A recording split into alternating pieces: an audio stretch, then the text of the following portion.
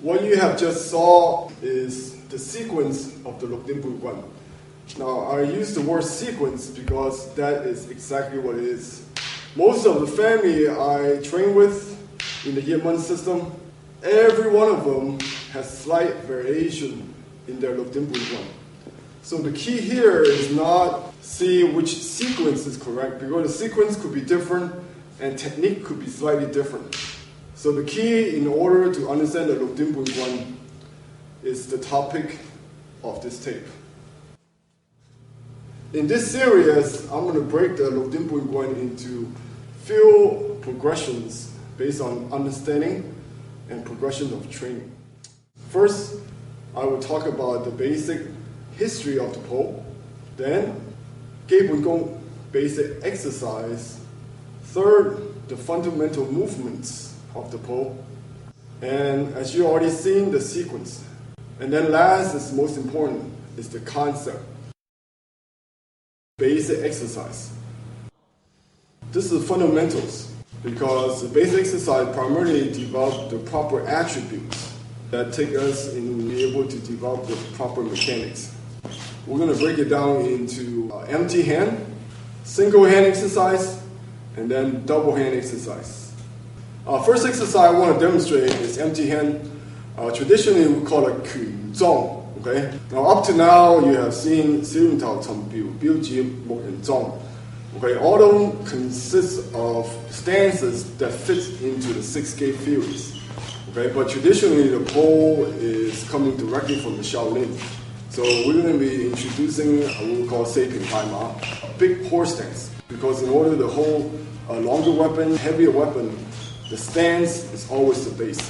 So this exercise to develop the proper structure, okay, we call it Kun Zong.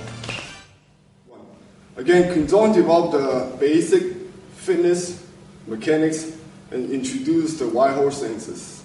But next we have a series of basic exercise, is we call Dan Sao Ling Guan.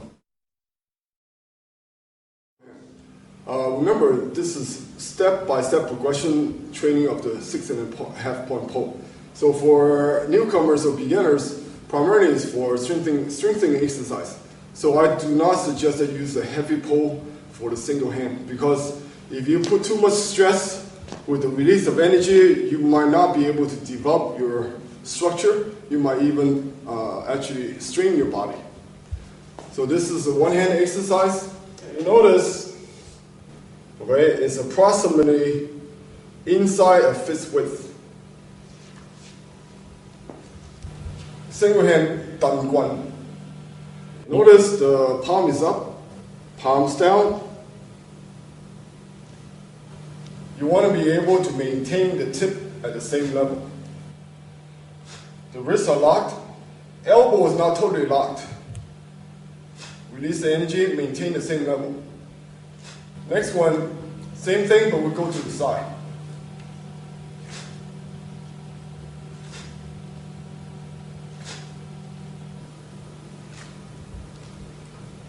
And then the third one, we go straight.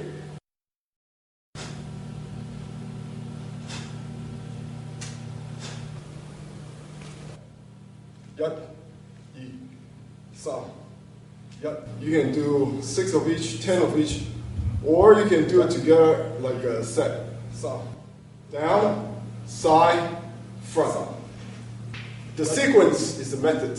Okay, it's important that you start strengthening your mechanics to support the long weapons. The next one, tilt, down. Again, this is the wrist and proper mechanics. How the joint, my elbow supported by the wrist, because the elbow is in place. Next one is the same thing but behind.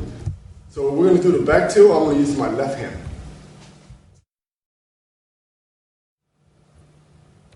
And then last, the importance is maintaining as straight as possible your wrist and produce the energy.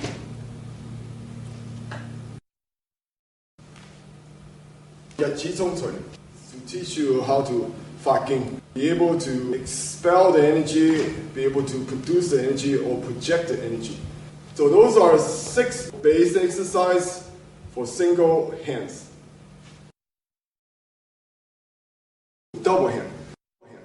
As I mentioned before, when you do single hand, it's good to just get a regular pull so your body can get used to it. But eventually, the idea is to strengthen up your body so you can handle more heavy weapon. Typical Lukdinpun Guan could be anywhere from 3 pounds up to 6 pounds. In this case, this is approximately 4 pounds. Lukdinpun Guan is considered or called Dan Tao Guan. That means that we use one end. Ability to really generate the force in one end. The first one, called double hand, is Dan Guan. It's like similar to single hand. And you add the body mechanics of the Kuzong.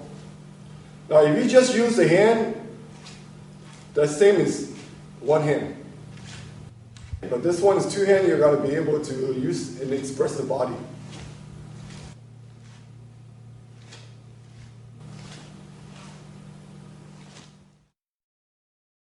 The next one, Biu Guan.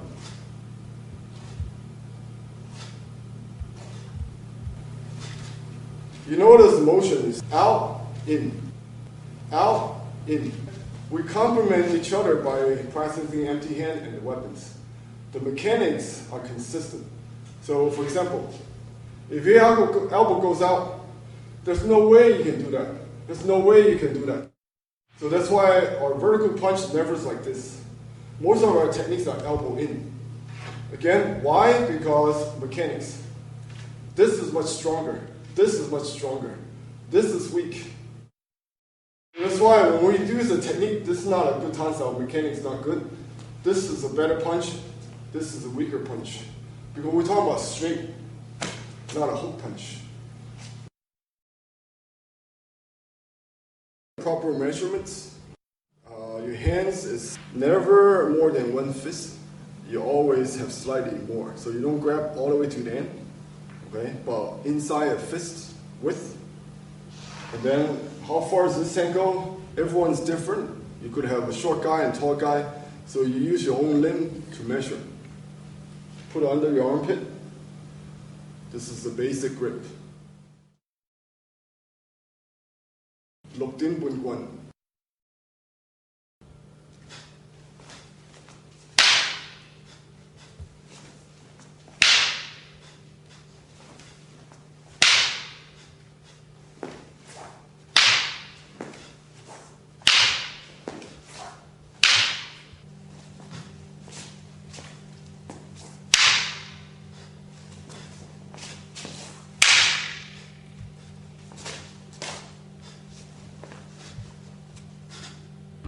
Lukdinpun Guan.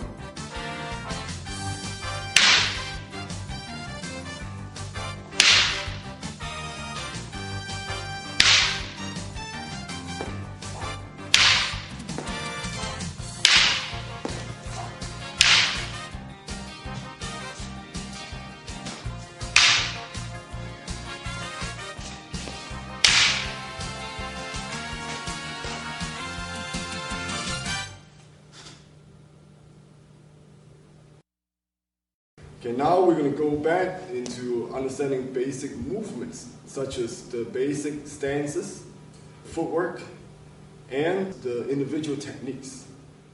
There are a few simple stances. This is neutral.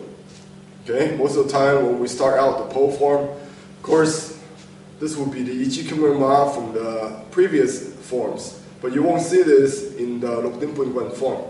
So really the next one is the horse stance. Okay? This is classical Shaolin stances. Sometimes you see people punching like this. This is called Seiping Dai Ma. Okay? The next one you have the front stances, which allow you to project energy forward. The next one you have the Diu Tai Ma. Okay? Look like a back stance, or some people call it a cat stance. So primarily you have those 4 stances.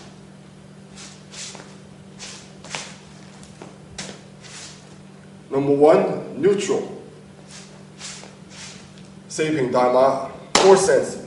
This project energy to the side, very strong to the side. The next one, front stance. This project energy forward. The next one allow you to be able to pivot. Okay, back stance or diu tai ma. So you have those stances. Easy way to remember is you go through the sequence.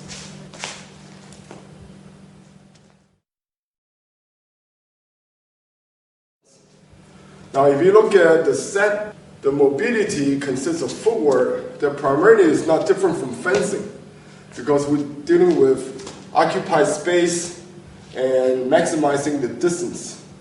So because we have the distance carrying along weapons, not too many times we need to actually step forward. So the footwork primarily is done in a free fighting format. Okay, you see this is called step slide. So in actuality, in Lok Din Bun Guan, the footwork also consists of step slide. Okay, so you have step slide, you have turning. Okay, so we call this the half step footwork, rather than you taking a full step forward. Okay, so the stances and footwork, some of the very fundamentals in the Shaolin stances, because in old days, really, the weapons and empty hand are learned and taught simultaneously.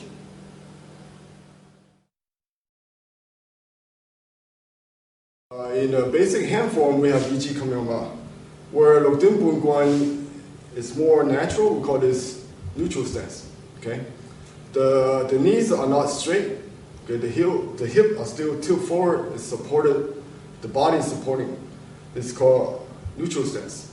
Now, footwork in moving forward, you actually have seen it already.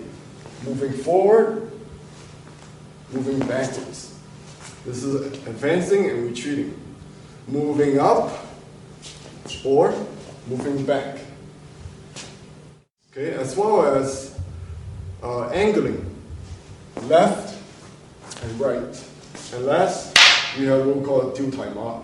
So again, forward, backwards, angles, up, and back.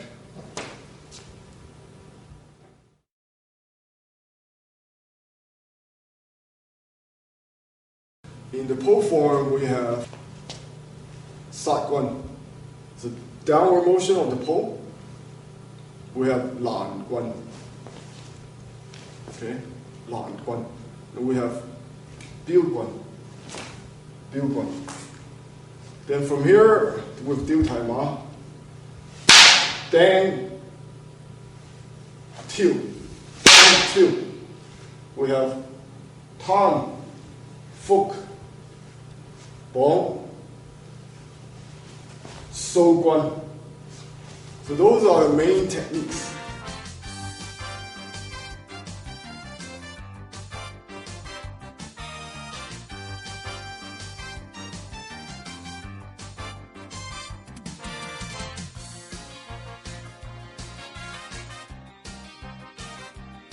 So you have seen the basic stances, the movement, the footwork, as well as the individual techniques. But the problem with the form sequence is every family is different. So then the beginner student or student that's learning this form always asks, so which version is correct? Again, as I introduced the concept of the form, the key is in the Lok Din Bun Guan concept. It's not in the sequence or how many techniques that you have. But nonetheless, you need to know what's involved with the stances, footwork, as well as the individual techniques. All the basic techniques: Sat Guan, Sat Guan, Sat Guan, Lan Guan, Lan Guan, Lan Guan, Lan Guan, Lan Guan. Biu, Biu. This is upper body Kung Fu. Then you add the whole body. Sat Guan, Sat Guan, Sat, Biu, Lan. So you see now you can add the body, the footwork. So there are no fixed patterns. It's based on sequence of training.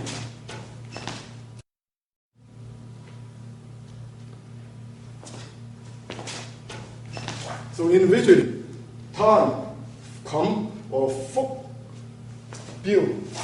So you can repeat those combination techniques in any sequence to really sharpen up your forms and understand the sequence. Later, you must know the applications.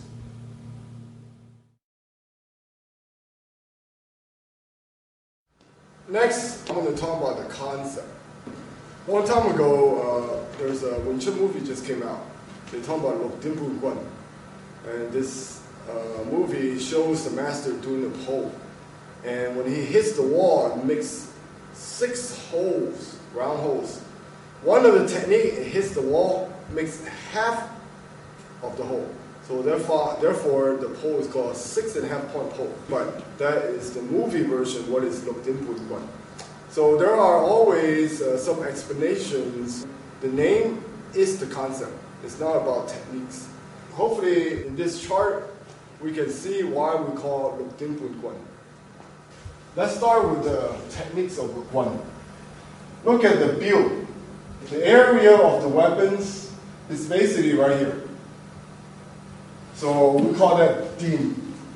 Anytime you have ability to use or circumstances where you use the tip of the pole, the concept is called Din. So in other words, if I build, thrust, bend, tilt, all those 3 techniques could be using the concept of Din. That's the first point. Lok Din, that's the first point. So 6.5 point, this is the first point. So let's continue. Then tilt. You can also use the middle part of the pole. Tilt, you could be hitting the guy's arm as he's carrying the weapons. So not necessarily the tip. So you could have different technique, but also express different concepts. Let's go into the next point we call Sa. It's basically a downward motion. Okay? It's a downward motion.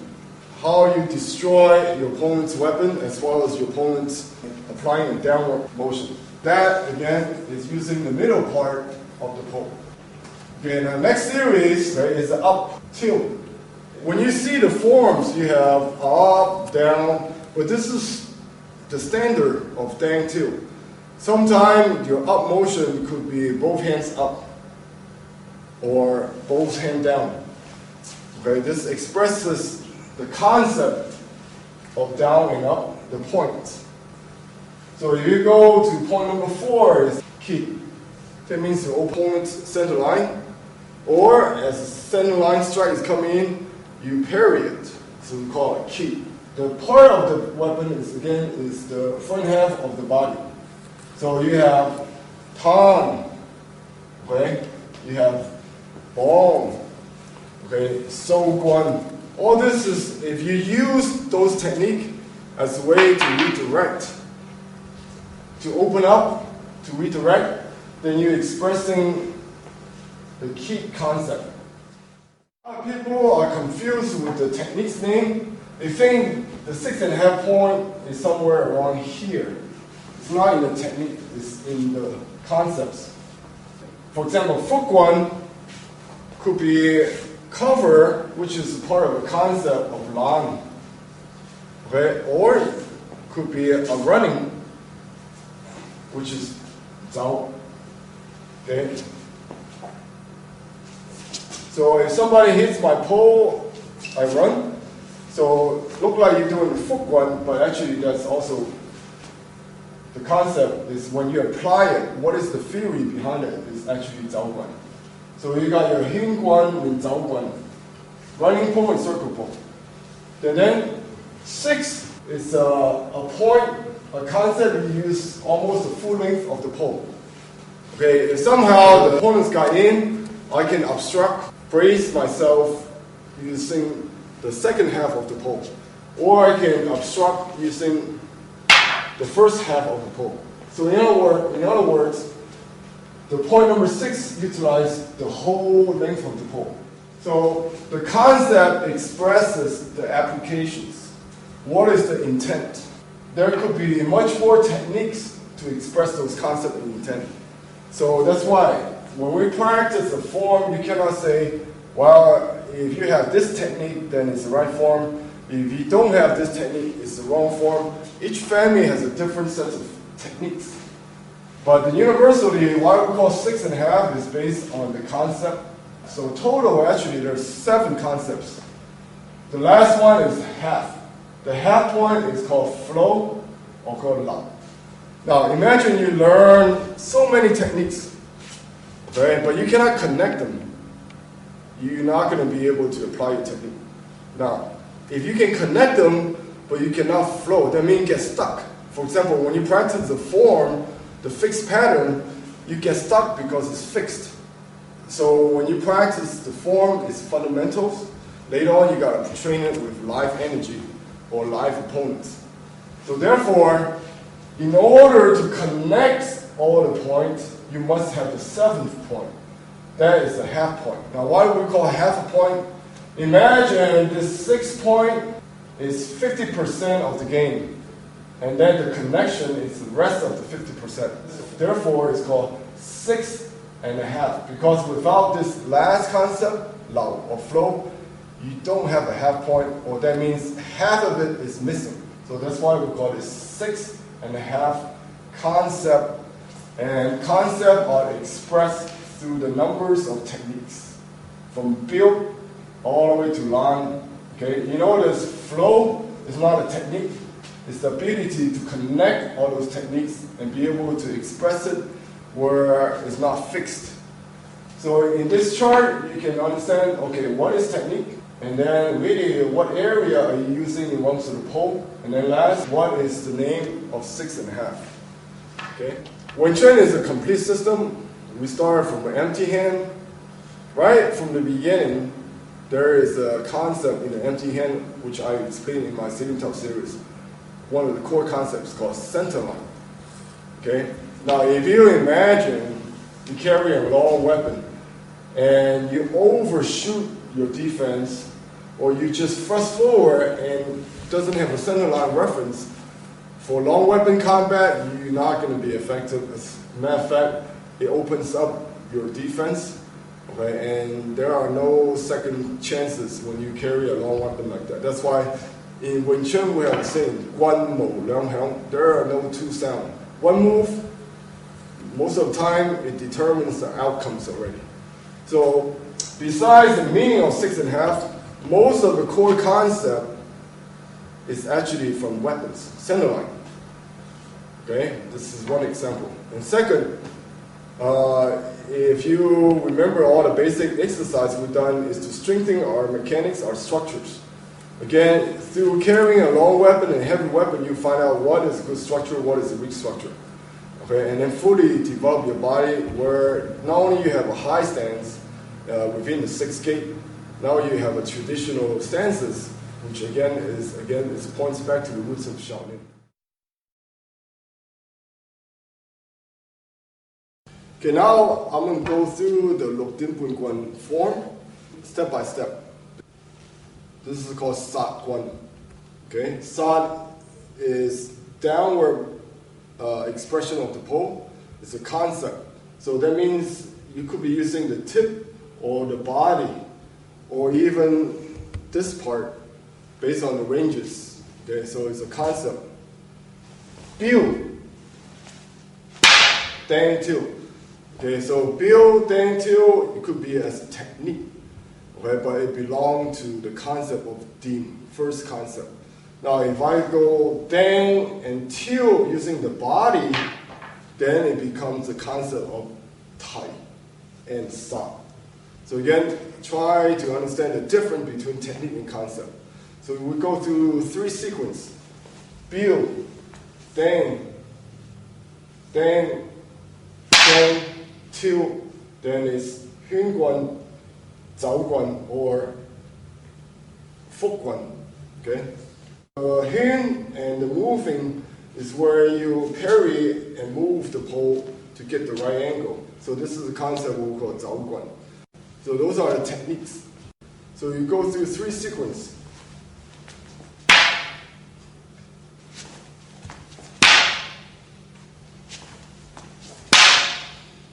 On the way back, Lok Ma, moving back, Dang Till, then 2, then 2. So with the deal time on. From there, we go off to the angle tan. This is tan, which is part of the concept key to open or to redirect. Then same sequence, fuk, biu, okay, tan, so guan. So that's why each sequence, or actually each teacher might have variation. My teacher in Yip-Man system is Grandmaster Mo Yat. And also I have a fortunate training experience with Grandmaster Yip Jing. Grandmaster Yip Jing does not do the tan, where Grandmaster Mo Yat does the tan. Again, this type of small difference is on sequence, but they cover all the concepts. So, tan, so, fuk, biu, then, tiu. Then, tiu. Again, him, fuk, biu, then, tiu. Same sequence. Coming back, then it's bong guan, fuk guan with the front stance, biu. Come back, bong guan, lan guan, then sa guan. So the step by step, you can start to see the technique, but it's important. Technique is not the same as the concept. But throughout the whole form, you express this all 6 points. The connection, the flow is the half point. Let's break down the sequence again. 4 sequence. Sa, biu, then, tiu, stao guan, hin guan, fuk, then repeat.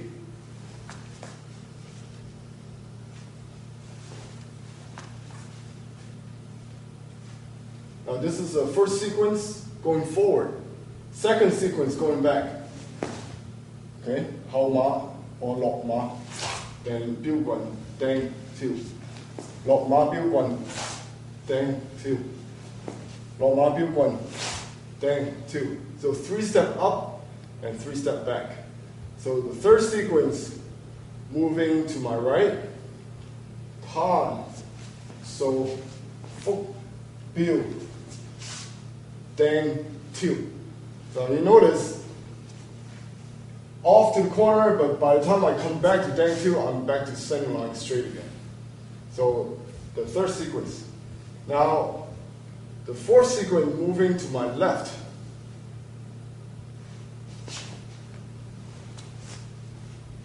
So 2 sequence, 2 steps here. Then back, then tiu. Bong guan, lan guan, sa guan.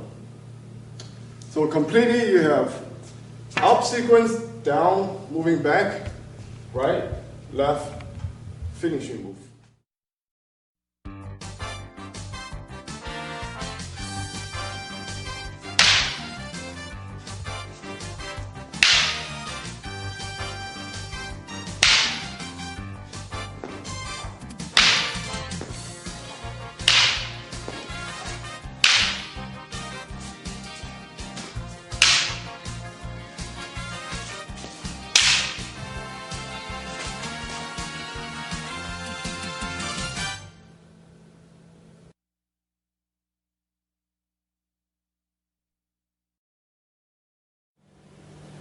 Does the sequence of training matter for the pole practice? This is a very good question. In the modern day Wing Chun, such as the Yip-Man system, most of the weapons are practiced last, such as the pole and the knife. You go through Silim Tao, Tongpei Biuji, and Muk and Zong before you get to the weapons. There are many reasons for that. Number one could be the teacher's methodology, such as the Yip-Man, due to his geographical locations and many reasons. Maybe he taught the weapons last. That this is a methodology, so it's not really a right or wrong things. Number two, in the past, this system comes from Shaolin or any type of old fighting system that is dealing with reality of fighting, that you have to really pick up the weapons right from the beginning. Just like today, we join the military. We don't learn hand-to-hand combat first. We learn how to shoot first. So most of the practical system of the past, you learn weapons and hand-to-hand combat simultaneously. So the way that I teach my students is that we teach the weapons fundamentals, as you've seen through the tape, basic exercise, basic movements, simultaneously with the hand-to-hand combat. So again, if you want to base on more of a natural progression based on history, is you can do the weapons and hand-to-hand combat at the same time. Or you follow a certain family lineage. If your teacher taught you a certain way, you can carry on that traditions. So in my mind, the sequence is not so important, as long as you get the complete pictures. So then where does the history of the pole originate from? Now this is more of dealing with the history. Number one, history is not 100% because we don't have a time machine. Most of the history is based on legends or writing that are really not historical writings. So there are primarily two sources of information that explain about the pole. If we go back to the old days where Wing Chun comes from Shaolin, and Shaolin Temple is known for its pole techniques, but particularly in the Qing Dynasty and Ming Dynasty period, there were a period of time where the southern Shaolin Temple were combined force with the military people in the south to fight off the Japanese pirates. Now there was well documented where the generals and military people have introduced many long weapons to the Shaolin monks, such as a spear. So there are certain Wing Chun lineage today that is based on the Shaolin spear and then change and adapt into pole techniques. So it contain the elements of spear and pole. So as progressively we move into modern day, such as the opera days, this is in the middle of 1800s, then you see the elements of today's Lok Din Pui Guan start taking into shape. Number one, the weapon gotten heavier, okay, and then the sequence, what you see today is like Yip Man's form, Lok Din Pui Guan start taking in shape. I believe that has to do with, again, geographical locations, such as the Red Bow. Again, based on legends, Leung Yidai was very proficient with his pole. And being in a Red Opera on the boat, they used long poles to steer as well as to push the boat in shallow waters. So that might be one of the reasons where the pole gotten heavier. So the structure and technique have also changed. So primarily there are those two identity of the Shaolin Wing Chun pole. One is still contain the old Shaolin identity of the pole form. The second is modern day Lok Din Pui Guan, where it becomes the heavy weapon what we see today. But the origin still go back to the Shaolin. Why are there so many variations in the pole forms? Now, hopefully this table will give you the answer already. As I mentioned, if you go after each family and you look at their sequence, you will see variations, and the variations due to these techniques. Okay, for example, Grandmaster Yip Jing, he does not have the tan, where Grandmaster Mo Yat have the tan. So if you follow a certain sequence, almost every family I come across, I have seen to 17, Yip Jing, Yip Zhen, Mak Bo, Mo Yat, and many other sifus in Wing Chun's pole form. And they are all different. But the difference, again, is in the techniques. The key is that we don't want to look at the variation of technique. It's that we have to look, does the form contain the original 6.5 point concept? So again, the key question is that as long as the concept is there, you can have many variations. As a matter of fact, some of the most important concepts of Wing Chun created because of the long weapon. For example, if you think about the center line, if I carry a long weapon, and if you don't have your center line, okay, you fighting a long weapon, that means you really don't have a reference to be efficient. Okay, if you're just going all over the places and somebody comes in with a long weapon, you're not going to be able to stop that. And number two is really the gate theories. Okay, so as we talk about the Wing Chun form, you have the 6 gates. But in this form here, Lok Din Pui Guan, you see the body are all turned sideways. So the gate theory is still there. It's just that when I'm holding a long weapon, I turn sideways. So now you have the upper, middle, and the lower gate. So you have the 3 gates facing rather than the 6 gate facing. So the gate theory and center line is one of the key concepts of the pole, which really influence the rest of the empty hand systems. So I believe that this concept originated from the pole before it got to the empty hands, and which is one of the core concept of the Wing Chun. So again, variations are due to variation in technique. The important thing is focus on the concepts. Again, this is the main focus of this Lục Tinh Bùn Quan series. For example, Till, Biu. So you might say, well, those are three techniques, but actually they express the first point. Okay, if I use Biu, okay, as a spear or smack your feet, okay, or break your jawbone, I'm using the tip of the pole as the main form of attack. That's the first point. So, but it could be expressed in the forms of three techniques. Biu, Dang, Till. Okay? Now, if I have a motion that goes down with the tip, that becomes Dim. Now, if I have a motion that goes down, but using the body of the Guan, that becomes the second point. That's the downward energy using the body to express the techniques. So sometimes we call this point Sa. Okay? So you might say, well, I see this as more like a Lan. Well, Lan is the next point where it expresses occupy and fence off the space. So in concept, it's different from where you're coming down to destroy your opponent's limbs or weapons. So again, the movement might be the same, or you might call it different technique, but the concept are very different. So again, Lan, I could have a Lan where I brace off with this end of the pole to fence off to occupy space, or I could be Lan with using the first half of the pole. I could be Lan down, I could be Lan going up, I could be Lan going down, because Lan expresses occupied space. As long as I occupy my areas, that's more of what we call Lan concept. So that's 3 points right there.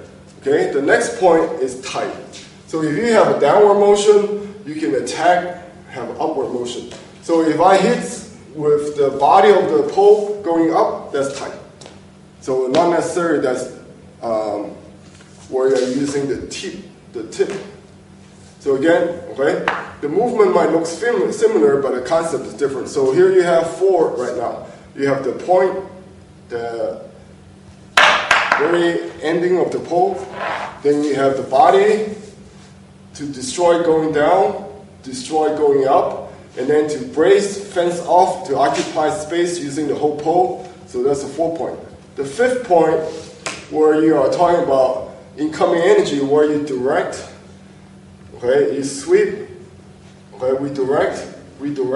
So Tan, Fuk, Song Guan, Bong Guan, all those techniques are redirect. We call that keep or continue to parry. Okay, so they're actually the same point but different techniques. So that's the 5th point.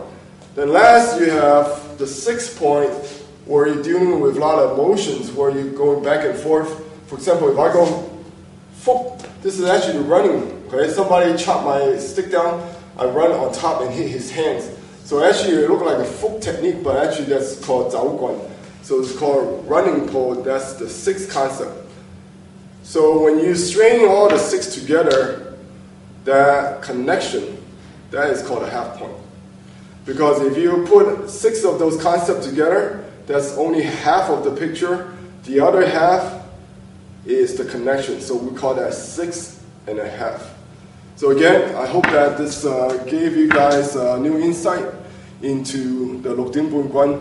Again, Kung Fu, Wing Chun, or any type of martial art, we get our guidance from the experienced teachers and masters, but one of the most important teachers is our own experience and then our own understanding. So don't forget that we have to gain the experience, understand the concepts, and be humble enough to have an open mind to receive teaching from someone with more experience. Thank you very much for watching this Lục Tinh Bùn Quan series. This is number